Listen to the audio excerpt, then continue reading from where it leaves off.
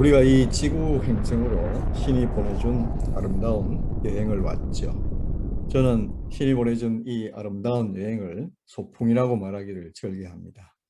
이렇게 우리가 아름다운 소풍을 보내셨는데 우리가 신의 닮은 꼴로서 신의 에너지 위에 육체를 덧입고 거기에 생각, 감정이라는 혼을 장착해서 시공간의 4차원 이 지구 행성에서 체험 삶의 학습 현장을 영혼의 진보를 위해서 한번 체험해 보라고 보내진 존재들이죠.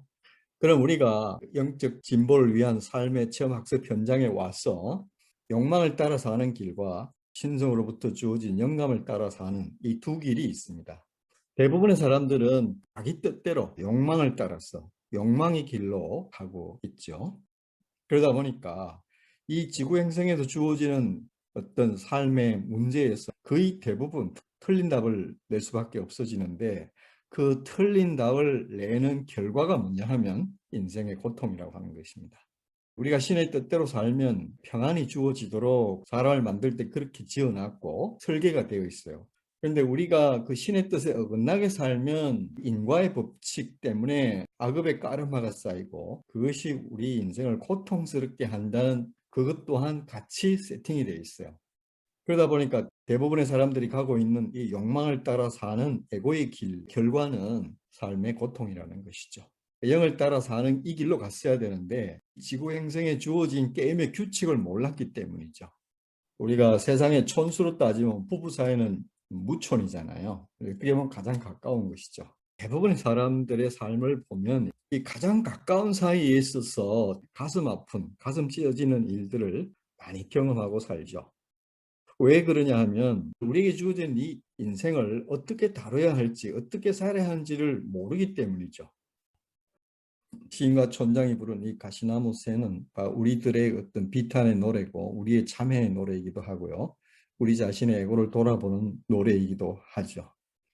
내 속엔 내가 너무도 많아서 당신의 쉴 곳 없네.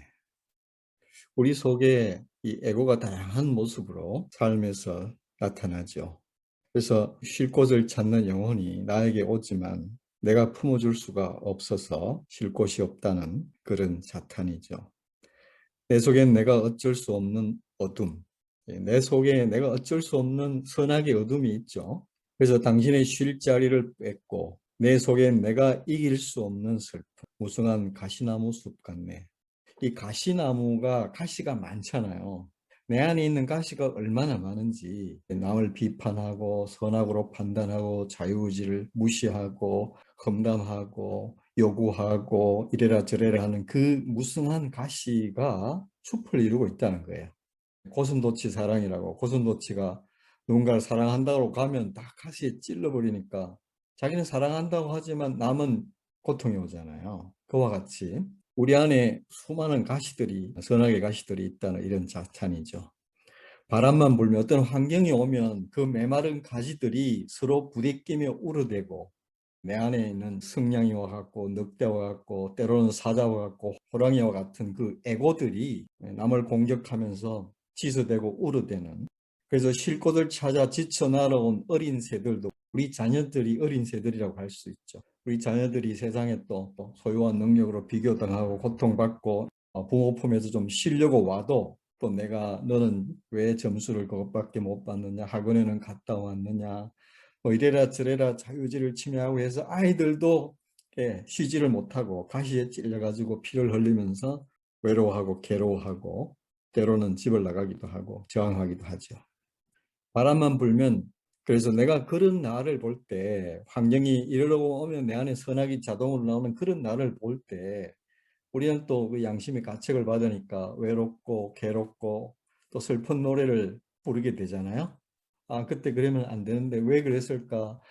선을 행하기를 원하지만 그러면 그럴수록 악이 함께 나는 이 공간 인생에서 우리가 피할 수가 없는 이게 우리 지금 삶의 현실이잖아요.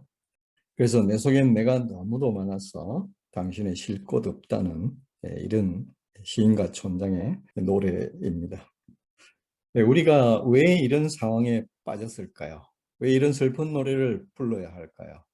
그것은 우리가 삶을 사는 방식이 잘못되었기 때문이죠. 이 지구 행성에서 신이 정해준 그 길, 영을 따라 살아야 하는 그 길을 모르거나 제쳐버리고 우리가 욕망을 따라 사는 삶이기 때문에 일어나는 현상인데요.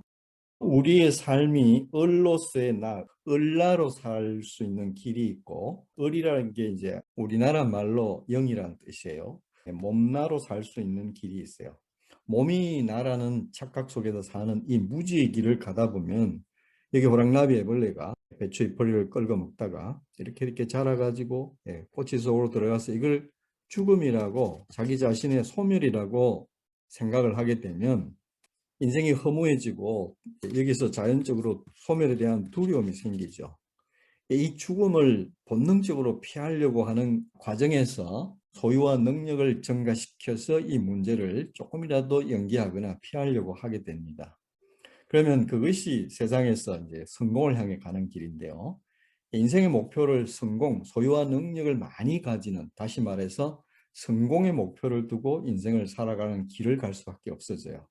그것은 자기의 정체성의 무지, 전에 우리가 나눴던 정체성의 무지 때문이죠. 나는 누구인가라는 답에 몸이 나다, 생각, 감정, 마음이 나다라는 이 착각과 무지 때문에 우리가 이 길을 갈 수밖에 없어지는 거거든요. 거기에는 비교와 죽음과 시간에 우리가 사로잡히게 되는데 이 의미에 대해서는 뒤에 자세히 설명을 하겠습니다. 그래서 이 소유와 능력의 세계를 달려가다 보니까 여기에서는 우리가 반드시 실패할 수밖에 없고 그러다 보면 고통과 질병을 유발하게 되죠. 이게 우리가 지금 살아가는 이 지구 행성의 무지한 상태의 삶의 결과죠. 그래서 우리가 이런저런 슬픈 노래를 부르고 있는 것이거든요. 이런 상황이 되면 신체는 어떤 문제를 겪게 되느냐 하면 우리 뇌에는 신경전달 물질이 대표적으로 세 가지가 있는데 세로토닌, 아드레날린, 도파민, 여기 아시콜린이나 뭐 몇 가지가 더 있지만 이것이 우리의 기분을 좌우합니다. 이 세로토닌이라는 신경전달 물질이 뇌에서 많이 나오면 행복해집니다. 그리고 안정감을 느끼고 불안하지 않고 숙면을 할 수 있고 식욕도 정상으로 조절되고요. 정상적인 성욕과 체온도 일정하게 잘 유지하고 또 통증을 완화시키는 이런 좋은 또 기능도 있어요. 그래서 이 세로토닌이 많이 나오면 행복해지는데요. 스트레스에 빠지게 되면 아드레날린이나 코티졸이 많이 나오게 돼요. 이것은 우리에게 몸의 생존을 위해서 각성을 시키고 활력을 주고 주의력을 집중하게 하고 판단력이 좋게 하기는 하는데 위기에 대처할 수 있는 힘을 주는 좋은 장점이 있기는 하지만 평소에 우리가 살면서 이런 스트레스를 많이 받으면 이것이 우리 몸에 나오면 혈압을 높이고 심장을 빨리 뛰게 하고 긴장하게 하고 근육을 굳게 하고 활성산소를 대량으로 내뿜어서 신진대사가 빨라지는 반면에 많은 노폐물을 생성해서 건강을 해치거든요. 그리고 이 도파민은 우리에게 어떤 삶의 의욕을 주고 흥미를 주고 기쁨을 주고 보상을 주는 그런 또 특징을 가지고 있는 신경 전달 물질이에요. 많은 사람들이 도박에 빠지고 모험심, 스릴, 게임에 중독되는 것은 이 도파민을 얻고자 하는 행위거든요. 뭔가 탐닉하는 것, 중독은 이 도파민을 갈구하다 보니 그게 나오면 굉장히 뭔가 활력이 생기는 기분이 좋아지거든요. 의욕이 막 넘치고. 그래서 그것을 뿜어낼 때는 굉장히 기분이 좋다가 안 나오면 다시 그것이 갈구가 돼요. 그러면 또 더 큰 자극을 주고 더 큰 자극을 주고 그러다 보니까 결국은 이제 도박에서 알코올로 마약으로 이렇게 넘어가는 그래서 이제 삶이 파탄이 나는 이런 것들이 신경 전달 물질이죠. 그래서 우리가 에고로 살게 되면 에고가 조정하는 대로 우리 안에 있는 그 기생충의 뜻에 따라서 선악으로 살게 되면 아드레날린이 많이 분비돼서 지나치게 몸이 긴장하거나 도파민을 자꾸 갈구하게 돼가지고 중독에 빠져서 나쁜 습관에 빠지는 그래서 몸을 망치는 이런 문제가 생기게 됩니다. 그러나 우리가 영적인 진보를 통해서 평안이 올 때는 바로 뇌에서 이런 세로토닌이라는 신경전달 물질이 듬뿍 나오기 때문에 우리가 항상 기쁘고 감사하고 행복하고 인생을 아주 즐겁게 사는 늘 콧노래를 부르면서 인생을 춤출 수 있는 그런 상황이 되는 것이죠. 근데 문제는 오늘날 많은 사람들이 이 두 호르몬에 중독이 되거나 이 호르몬의 영향을 지대하게 받아서 삶이 파괴되고 있다는 게 문제가 있습니다. 왜 이렇게 되었을까요? 네. 이런 선악을 따라서 사는 이 길을 가는 것은 그 선악의 콤한 낚시에 걸려서 그것이 미끼인 줄 모르고 덥석 물었기 때문이거든요. 이 선악 지식을 덥석 물었기 때문인데 그것이 어떻게 일어나는지 한번 같이 보도록 하겠습니다.